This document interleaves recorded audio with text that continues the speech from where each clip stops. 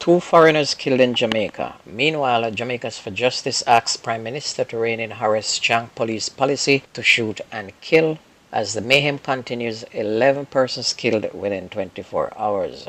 This is Undiluted News. Mikey Bones reporting. Human rights lobby group Jamaicans for Justice said that Prime Minister Andrew Holness should rein in National Security Minister Dr. Horace Chang for repeating his shoot-to-kill comment.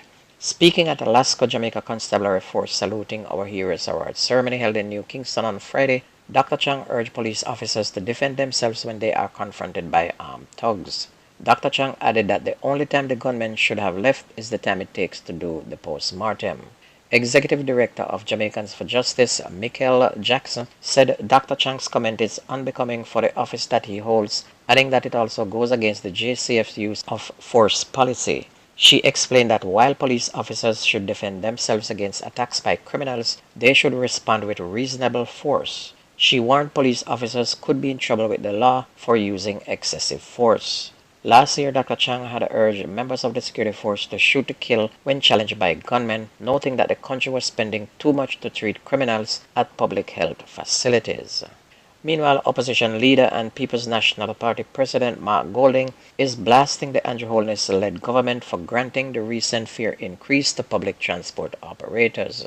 The 35% increase will be applied in two phases, with 19% being made effective since Sunday, October 15, and a further 16% will take effect in April of 2024 of next year.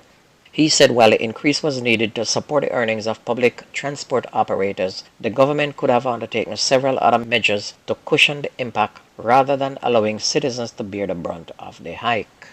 A sixth form student of Magotty High School in St. Elizabeth is arguing that some children's lack of compliance with the dress and grooming policy could be a cry for help.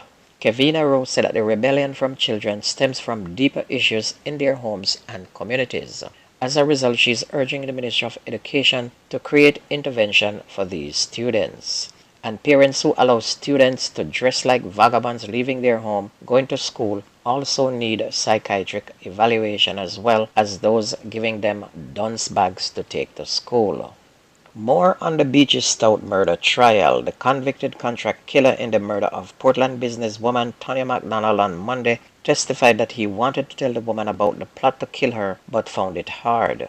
According to the man, it was easier to make love to her than to tell her about the murder plot. Denvelin Minot, otherwise called Bubla, who previously testified that he had a sexual relationship with the now deceased, told the court he had daily conversations with the woman about where they would link up or ends out.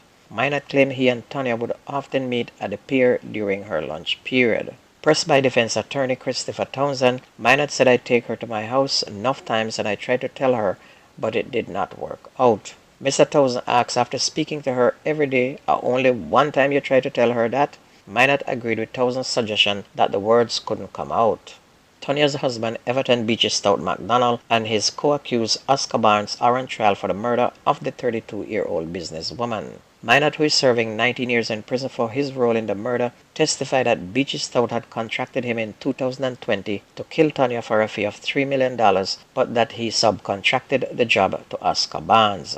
He also accepted that it was equally wrong to have hired someone to kill Tonya and to make repeated attempts to murder her. The witness previously testified that he had lured Tonya to her death and watched as Barnes stabbed her repeatedly.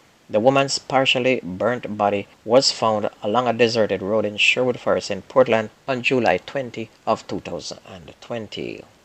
When you hear the government say that crime is down, just laugh and humor them because all they're doing is just lying.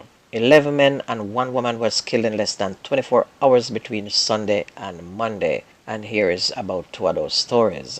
A man is dead and his girlfriend wounded following a gun attack in exchange in Ocho St. Anne early yesterday morning. The deceased is 45-year-old Terrence Williams of Prosper Hall Exchange and a supervisor at the Total Service gas station in the area. Mr. Williams' 36-year-old girlfriend has been admitted to hospital. And it's reported that about 12:10, Mr. Williams was driving with his girlfriend and daughter on the Prospect Hall main road when a man in a black hoodie and a face mask opened fire at their car. Mr. Williams and his girlfriend were hit while his stepdaughter escaped serious injuries. The gunmen then escaped on foot.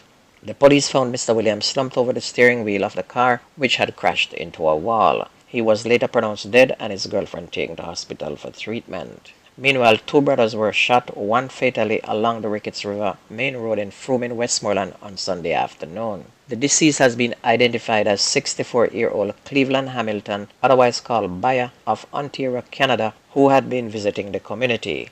Reports are that about 3:55 p.m., both brothers were standing along the roadway when a white motorcycle with two men aboard traveling from the Georges Plain direction drove up and stopped. The pillion rider disembarked the motorcycle, brandished a firearm, and then opened gunfire, hitting both men. Hamilton ran across the road in a bid to escape, but was chased by the gunmen, who continued firing at him. The now deceased then fell to the ground. The men then proceeded to rob Hamilton of an undetermined sum of money and a gold chain before fleeing on the motorcycle towards the Georges Plain direction.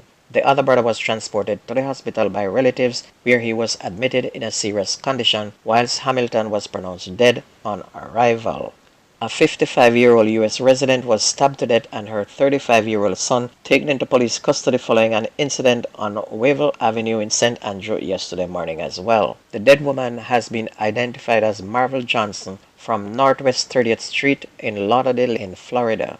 A knife believed to be the murder weapon has been seized by the authorities. The suspect is said to be a mason from Red Hills Road. And it's reported that about 7:20 a.m., Johnson, who returned to the island recently from the U.S., went to Wavell Avenue to look for relatives and treat her son. While the now deceased was inside one of the bedrooms, it is alleged that she was attacked with a knife and stabbed multiple times all over her body. Relatives who reportedly heard her crying for help went to her assistance and pulled the suspect away before calling the police. Johnson was assisted to the Kingston Public Hospital, where she was pronounced dead while undergoing treatment. The son was detained following that incident.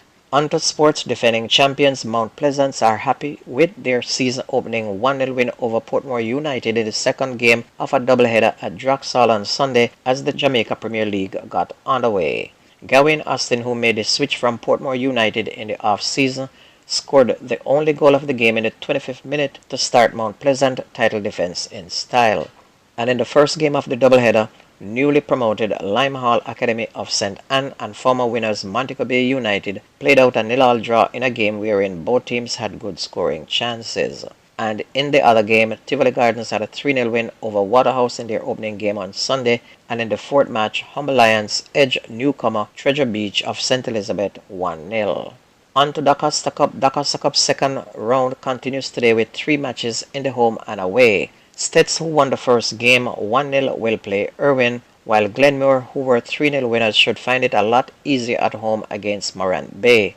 Paul Bogo, who lost to BB Coke 2-0, should stand a chance to reverse the score playing at home, while Manning Cup's second round will kick off tomorrow with 8 games.